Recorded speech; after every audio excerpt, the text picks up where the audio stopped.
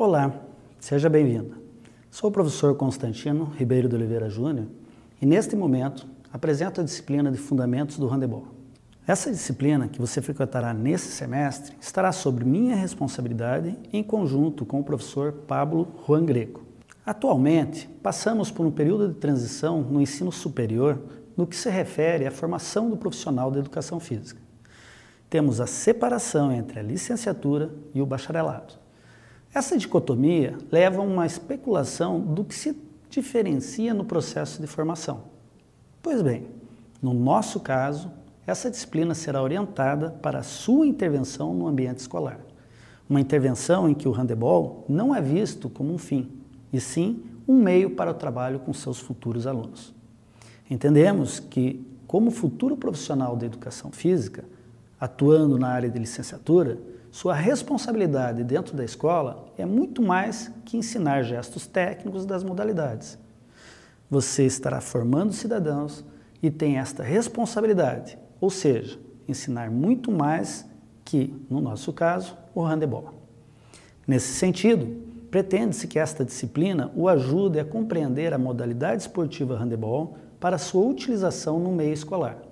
Pois bem, o que se estudará e quais são os objetivos propostos? A ementa dessa disciplina pode ser resumida com a apresentação de abordagens sobre a história do esporte e suas regras básicas. Ao mesmo tempo, projetou-se a necessidade de localizá-lo frente a metodologias de trabalho para a aprendizagem do handebol, levando em consideração a vivência da modalidade nos seus aspectos técnicos e táticos.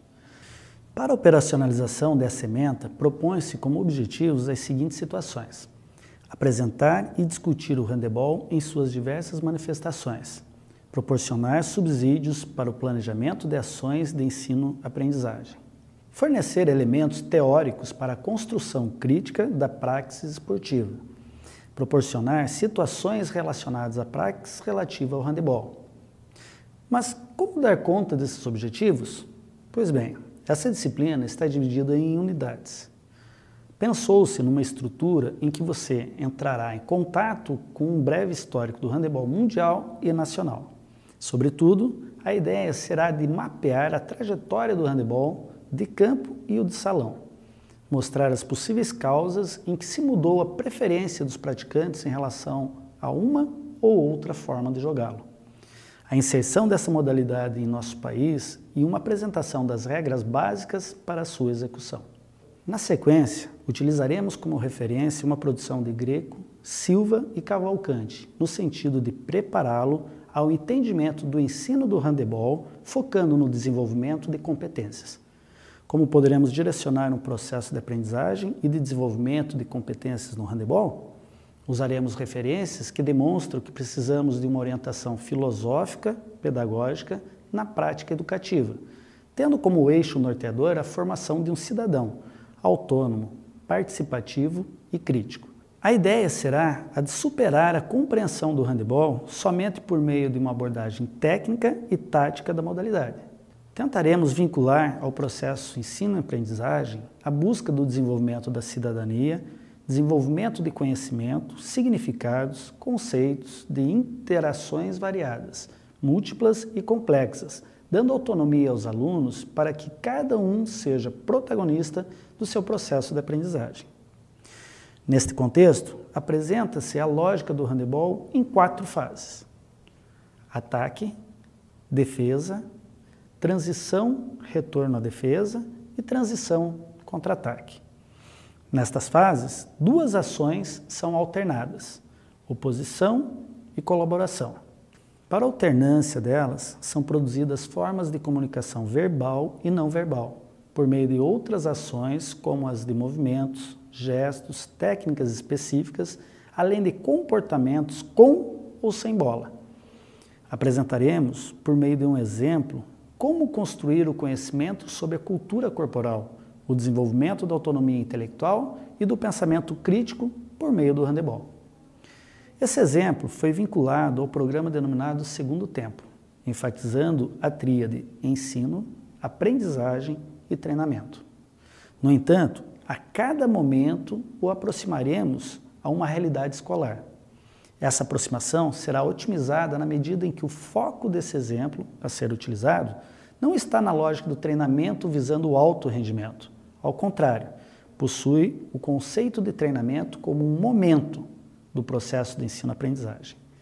Um processo pedagógico com ênfase em metodologias modernas e dinâmicas, ou seja, ênfase numa abordagem construtivista, cognitivista e na denominação ensino pela compreensão tática. Por meio dessa compreensão tática, o processo ensino-aprendizagem estará centrado em processos conscientes, intencionais de aquisição de conhecimento. A fonte parte da relação com as teorias cognitivistas da psicologia da aprendizagem. De start, o aprendiz saberá mais sobre o jogo, adquirirá um elevado senso crítico, porém, não pode-se dizer que melhorou sua competência de jogo, o saber fazer. Serão utilizados no processo o que se chama de parâmetros comuns dos jogos esportivos coletivos, ou seja, a bola, o espaço, o gol, que é o objetivo do jogo, os colegas, os adversários, o público, a arbitragem, as regras do jogo. Além desses parâmetros, enfatizaremos o parâmetro situacional, interação entre pessoa, ambiente, tarefa. A união desses parâmetros será apresentada para que a criança utilize sua bagagem histórica, social, cultural para analisar as situações enfrentadas. Esses parâmetros serão integrados ao desenvolvimento das capacidades tático e depois técnico. Essa direção permitirá a compreensão da lógica interna do jogo. A compreensão do comportamento tático será priorizado numa perspectiva incidental, ou seja, adquirir habilidades de uma forma implícita, por meio do jogo. Uma compreensão tática para depois focar na aprendizagem motora, que se preocupa com as capacidades coordenativas e das habilidades técnicas como base posterior. Em suma, propõe-se potencializar a capacidade de jogo por meio da compreensão do mesmo, aguçando a possibilidade de desenvolver a inteligência tática por meio de uma sequência de jogos situacionais, e a técnica será utilizada na lógica da aplicação, na utilização situacional da mesma. Raciocinamos na lógica de que você necessitará estudar questões técnicas referentes ao handebol. No entanto, na forma de operacionalizar seu aprendizado, dando conta dos objetivos propostos nessa apresentação. A técnica não se constitui no foco central. Portanto, apresentaremos características técnicas que podem e devem ser utilizadas, sobretudo quando as mesmas tendem a ajudar ao praticante a evitar acidentes ou lesões. Como exemplo, podemos citar o processo de recepção da bola.